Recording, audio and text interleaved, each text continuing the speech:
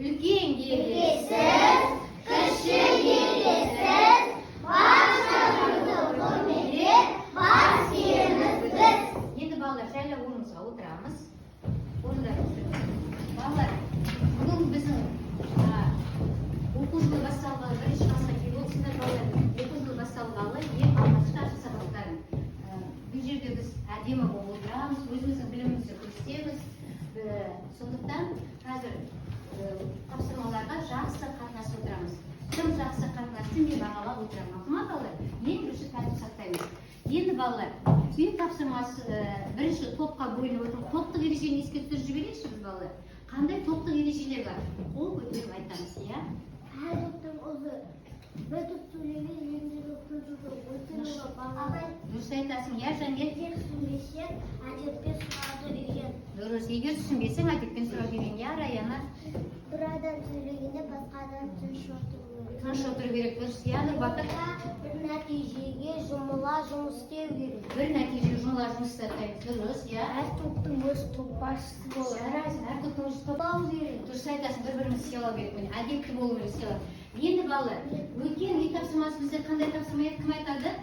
Я Арман, Арыстан? Өткен тақалығы Сырды бізде. Енді онда қайтадан ортаға шеңберге тұрап алайық. Сиқырлы шляпа әдісі арқылы үй тапсырмасын негізінде тапсырған балалар. Шеңберге әдемі болып тұрамыз. Ойнайды. Сол кезде сендер әдемі болып жүресіңдер. Музыка тоқтаған кезде мен сиқырлы шляпаны кигізіп сұрақ қоямын. Сендер жауап бересіңдер. Түсінікті ма? Ал бастаймыз. Әдемі болсын.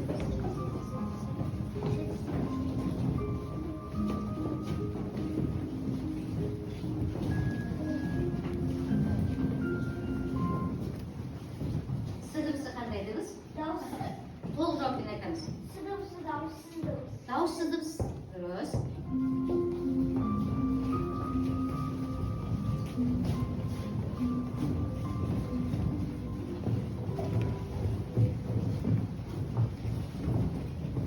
Аласа сөзіне қарама-қарсы сөз. Аласа сөзіне қарама-қарсы дыбыс.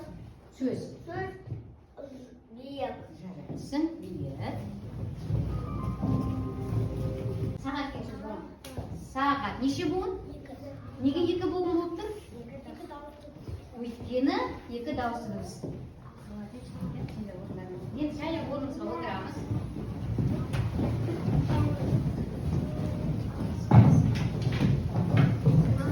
Жайлап орнымызға отырамыз. Енді балалар, қазір айттық қой жаңа, бір-бірімізді бағалаймыз деп. Енді қазір сендер мына топқа сұрақ қоямын. Екі топ бағалайсыңдар.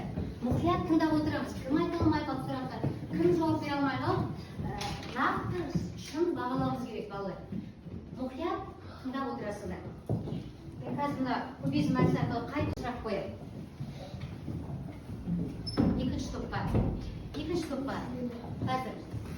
Дыбыс дегеніміз не аста? Тыңдап отырыңдар, қазір бағалайсыңдар. Жарайсың. Аружан, әріп дегеніміз не? Дұрыс. Дауысты дыбыстар қалай айтылады? Айдың, дауысты дыбыстар. Дауысты дыбыстар қалай айтылады? Дауысты дыбыстар қалай айтылады? Кім көмек етседі, я? Дауысты Ауаға кедергісіз айтылады, я? Тағы кім көмектеседі? Аружан. Дауысты дыбыстар қалай айтылады? Дауысты дыбыстар созылып айтылады. Дұрыс айтады. Дауысты дыбыстар созылып айтылады. Балалар, екінші топты бағалар жіберейікші. Неге сен Алину бүйтіп көтеріп отырсың қолыңды? Өткен уақытта екі оқушы жауап бере алмай қалды. Кім жауап бере алмай қалды? Асылжан мен Айлин, иә?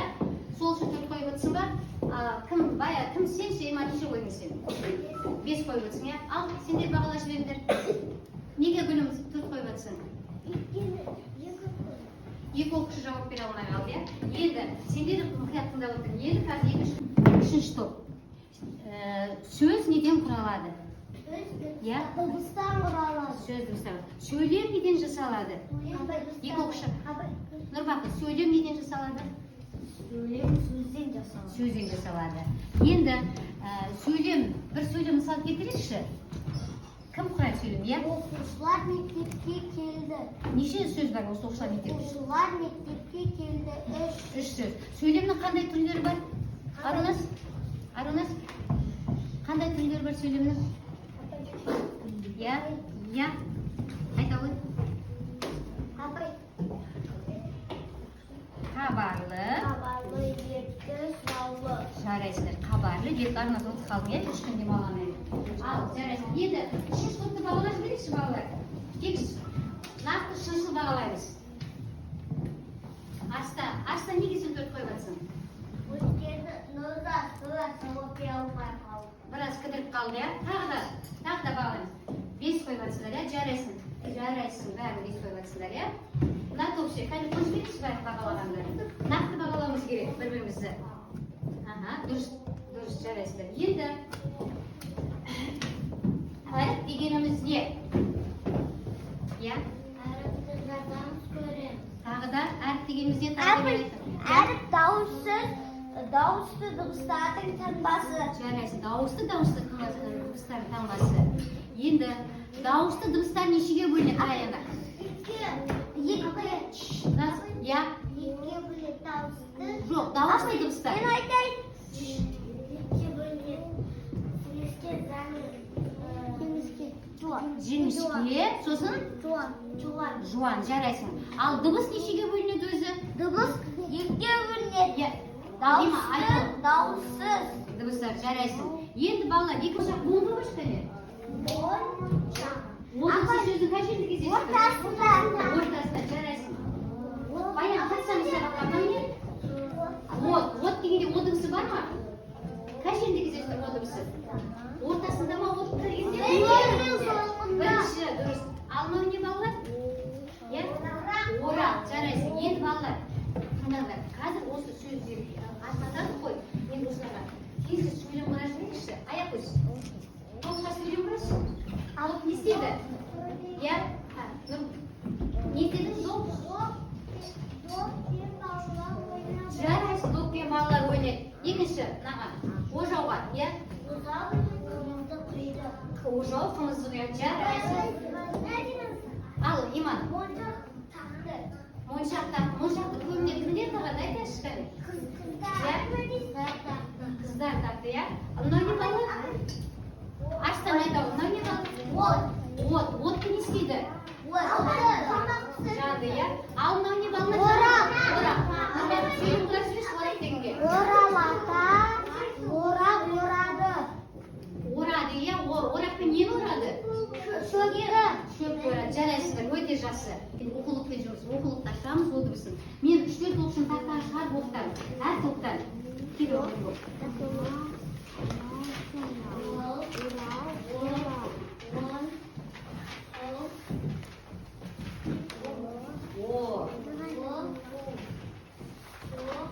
Жақсы, олды кел. Асылай келеміз, жалғастай береміз.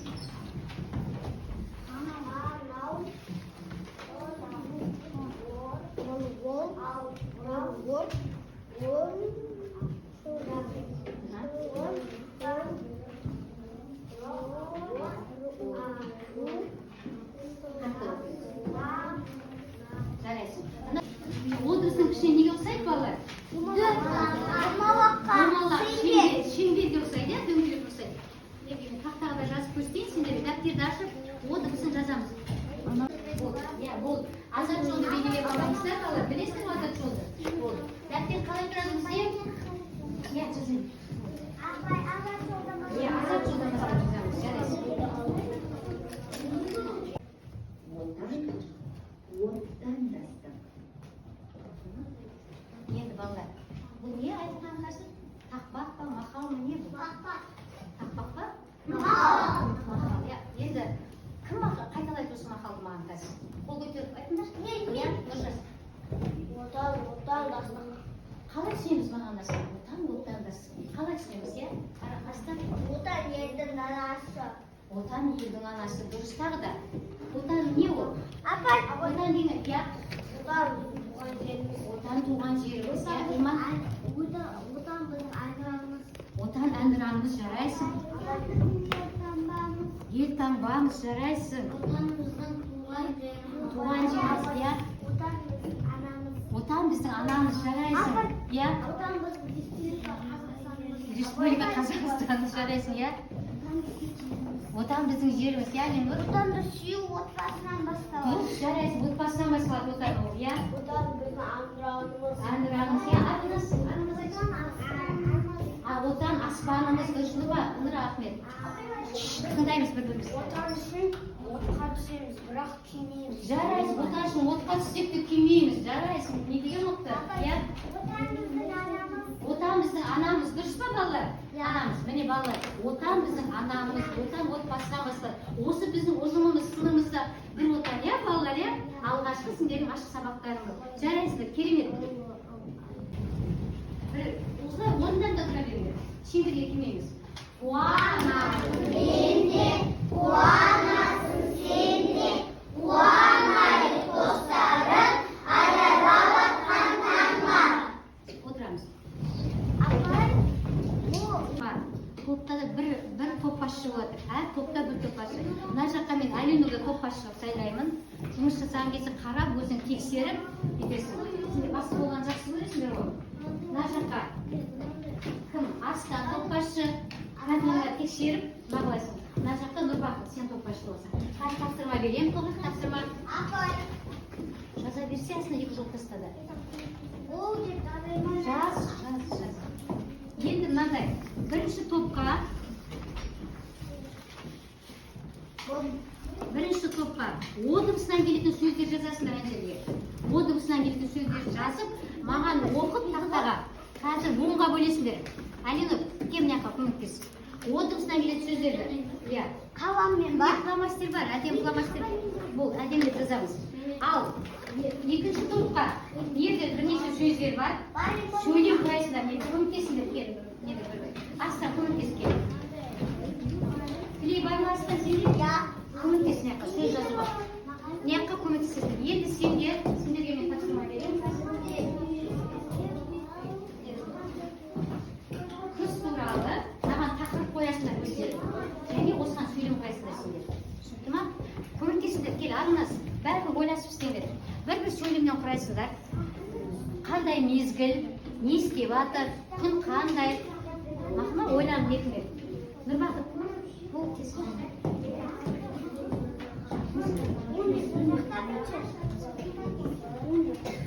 Әдемі үлкен қойсаңыз.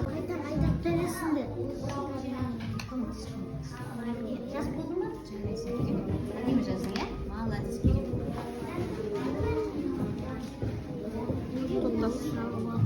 Топтас.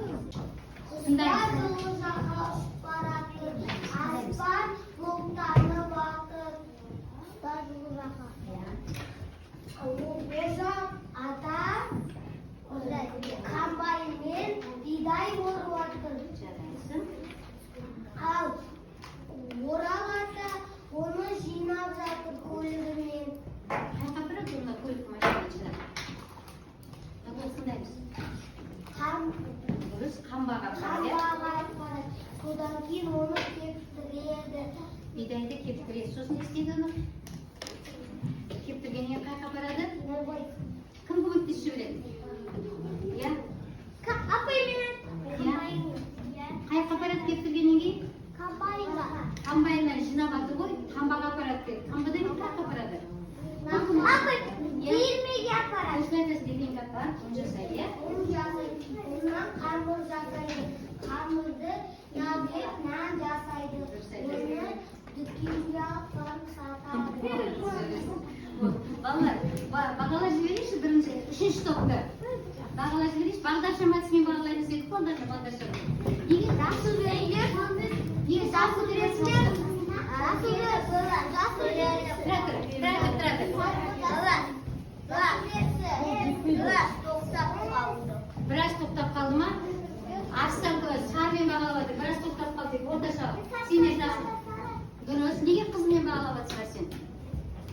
Өйткені жасы жетпей қалды.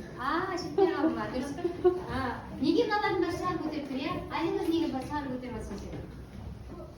Дұрыс шығып тұрмай қалды ма? Жарайсың ғой. Отырамыз, ал енді. Бірінші топ дайын ба? Айтып кешіріңіз. Қалай істейміз? Былай істейміз ба? Келіп тұр, Айша көмектеспейді. Болды, айқыз отыра бер, сөйтеді. Айша оқы. Отыр. Салонда Айша айтсын да бәрі. Ал Айша айта ғой. Қандай сөздер? Тыңдаймыз, қазір қайтып бағалаймыз мына жақта. Екі топ. Аружан, Ясмин, бағалаймыз қазір. Тыңдай. Ал айта ғой. Қандай сөздер жазыңдар? Яқты шетінен тұр. Сол, иә?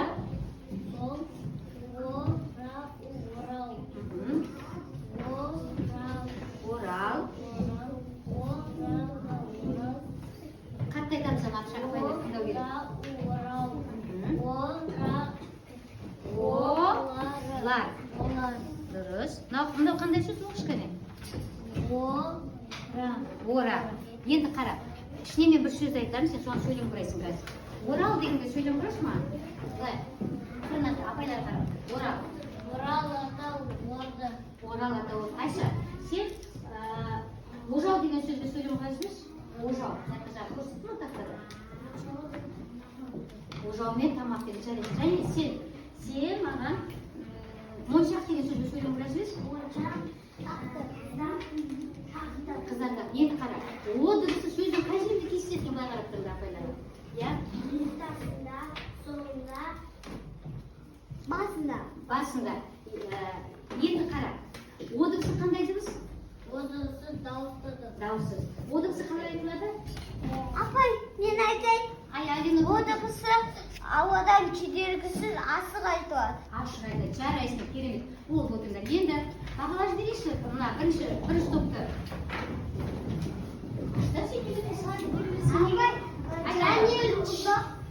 Айта ғой, ойыңды айта ғой, иә? Өткені Айнұрдың кесірінен түсініксіз болды. Түсініксіз болды ма? Айнұрдың кесірінен? Не болды? Айнұр шулап кетті ма не? Я, неге сен сары көтеріп жатсың? Ойладың айтыңдар, мен жасты көтеріп деп ойладым, мен ырза болдым. Дәмер ұзақ тұрып қалды. Ұзақ тұрып қалды ма? Енді оған сөз келмей қалды ғой. Тағы кім? Неге сары көтеріп жатсың тағы? Кім? Алла. Неге сары көтеріп жатсың? Дұрыс айтылмай қалды ма? Кім айтпайды дұрыс? Маған ұнады бәрі. Мақұл, енді ана топ, енді сендер деймін. Аружан, енді қандай сөйлем айтады? Оқисың ба? Кел. Енді қара, енді тыңдаймыз қазір мына жақта бағалауға. Қандай сөйлем айтады? Оқы бірінші. Балалар, тыңдаймыз кәне мына топты, екі топ.